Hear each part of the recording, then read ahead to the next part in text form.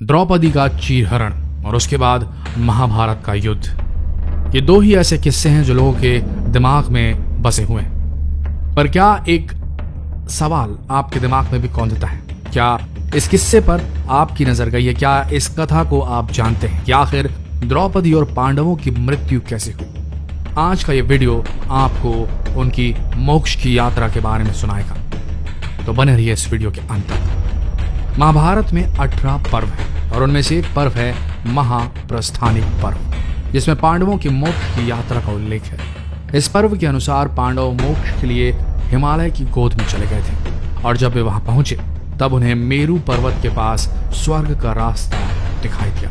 लेकिन दुर्भाग्यपूर्ण इस यात्रा में सबसे पहले द्रौपदी की मृत्यु हुई और धीरे धीरे सभी पांडव मृत्यु की आगोश में चले गए। लेकिन इन पांडवों में सिर्फ युधिष्ठिर ही एक ऐसे पांडव थे जिन्होंने अपने शरीर के साथ स्वर्ग में प्रवेश किया था। ऐसा क्या हुआ था कि सिर्फ युधिष्ठिर ही अपने शरीर के साथ स्वर्ग तक पहुंच पाए थे और बाकी लोगों की मृत्यु हो गई थी?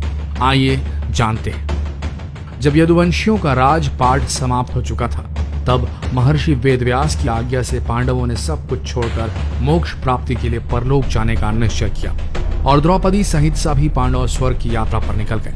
जब वे स्वर्ग के मार्ग पर चल रहे थे तब उनके साथ एक कुत्ता भी चलने लगा। उनके रास्ते में कई नदियां और समुद्र पड़े और धीरे धीरे वे लाल सागर तक पहुंच गए। स्वर्ग के रास्ते में जाते वक्त वहां अग्निदेव उपस्थित हुए और उन्होंने अर्जुन की गांडीव, धनुष और अक्षय तरकश का त्याग करने के लिए उनसे कहा, लेकिन अर्जुन ने ऐसा करने से मना कर दिया। यात्रा काफी लंबी थी और वे धीरे धीरे हिमालय पर्वत तक पहुंच गए। जब उन्होंने हिमालय पर्वत को पार किया तब उन्हें रेतीला समुद्र दिखाई दिया। इसके बाद उन्होंने मेरु पर्वत के दर्शन किए, लेकिन अचानक तभी द्रौपदी लड़खड़ाकर गिर पड़ी। द्रौपदी को नीचे गिरा देखकर भीम ने युधिष्ठिर से पूछा कि आखिर क्या कारण है जो द्रौपदी लड़खड़ाकर नीचे गिर गई, जबकि उन्होंने तो कोई पाप भी नहीं किया था। तब युधिष्ठिर ने बताया कि द्रौपदी हम सभी पांडवों में सबसे ज्यादा अर्जुन को पसंद करती थी, इसलिए उनके साथ ऐसा हुआ। और इतना कहकर युधिष्ठिर द्रौपदी को देखे बिना ही आगे बढ़ गए। कुछ देर बाद सहदेव भी गिर पड़े और उसके बाद युधिष्ठिर ने सहदेव का गिरने का कारण बताया कि वह अपने आप को सबसे बड़ा विद्वानी समझते थे और इसी कारण उनके साथ ऐसा हुआ। कुछ देर बाद नकुल भी गिर पड़े और उनके गिरने का कारण था कि नकुल अपने आप को बहुत सुंदर मानते थे और इसी अभिमान के कारण उनकी मृत्यु हुई। और उसके बाद बारी आई अर्जुन की और युधिष्ठिर के अनुसार अर्जुन को अपने पराक्रम पर अभिमान था।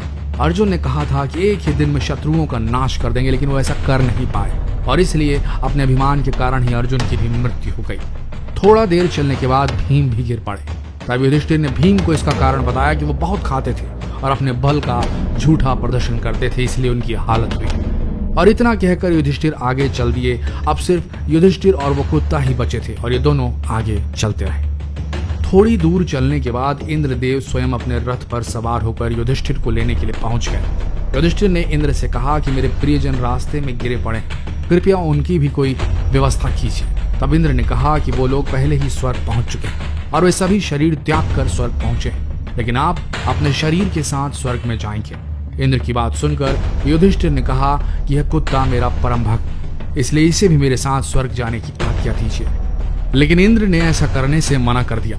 काफी देर तक युधिष्ठिर अपनी बात पर अड़े रहे और फिर उस कुत्ते ने यमराज का रूप ले लिया। असल में वे यमराज ही थे जो उनके साथ इस यात्रा में शामिल थे। इसके बाद इंद्र युधिष्ठिर को अपने रथ में बिठाकर स्वर्ग ले गए। स्वर्ग जाकर युधिष्ठिर ने देखा कि वहां दुर्योधन एक भव्य सिंहासन पर बैठे हैं। ये देखकर युधिष्ठिर ने देवताओं से कहा कि मेरे प्रियजन कहाँ हैं और मैं भी उनके साथ ही रहना चाहता हूँ। तब देवताओं ने कहा कि यदि आपकी ऐसी इच्छा है तो आप इस देवदूत के साथ चले जाइए, यह आपको अपने भाइयों के पास पहुंचा देगा।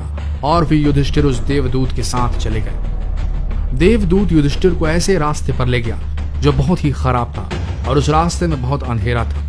चारों तरफ से बदबू आ रही थी, इधर उधर मुर्दे दिखाई दे रहे थे। वहां की दुर्गंध से तंग आकर युधिष्ठिर ने देवदूत से पूछा कि हमें और कितना आगे चलना है और उनके भाई बंधु कहाँ हैं। युधिष्ठिर की बात सुनकर देवदूत ने कहा कि देवताओं ने कहा था कि जब आप थक जाएं तो आपको लौटा लाऊं, यदि आप थक गए हो तो हम पुनः लौट चलते हैं। तब थक हार कर युधिष्ठिर ने ऐसा ही करने का निश्चय लिया और जब युधिष्ठिर वापस लौटने लगे तो उन्हें रोने की आवाज सुनाई थी। वो सब युधिष्ठिर से कुछ देर वहीं रुकने के लिए कह रहे थे। युधिष्ठिर ने उनसे उनका परिचय पूछा तो उन्होंने बताया कि वो कर्ण, भीम, अर्जुन, नकुल, सहदेव और द्रौपदी है। तब युधिष्ठिर ने देवदूत से कहा कि तुम देवताओं के पास लौट जाओ मेरे यहाँ रहने से यदि मेरे भाइयों को सुख मिलता है तो मैं इस दुर्गम स्थान पर ही रहूंगा। फिर देवदूत ने यह बात जाकर फौरन देवराज इंद्र को बता दी। यह बात सुनकर सभी देवता वहां आ गए। तब देवराज इंद्र ने युधिष्ठिर को बताया कि तुमने अश्वत्थामा के मरने की बात कहकर छल से द्रोणाचार्य को उनके पुत्र की मृत्यु का विश्वास दिलाया था। इसी के परिणाम स्वरूप तुम्हें भी छल से कुछ देर नर्क के दर्शन करने पड़े। अब तुम मेरे साथ स्वर्ग चलो, वहां तुम्हारे भाई पहले से ही पहुंच गए हैं। इस प्रकार युधिष्ठिर अपने भाइयों और द्रौपदी को स्वर्ग में देखकर बहुत प्रसन्न हुए। आशा करते हैं ये वीडियो आप सबको वो गाथा सुनाने में कामयाब हुआ होगा जिसके लिए आप यहाँ हैं। जितना हो सके इस वीडियो को शेयर करें फेसबुक पर, व्हाट्सएप पर, और ऐसे ही वीडियोस के लिए हमारे इस पेज को अभी फॉलो करें। मिलते हैं अगले वीडियो में, तब तक के लिए आप सबका धन्यवाद।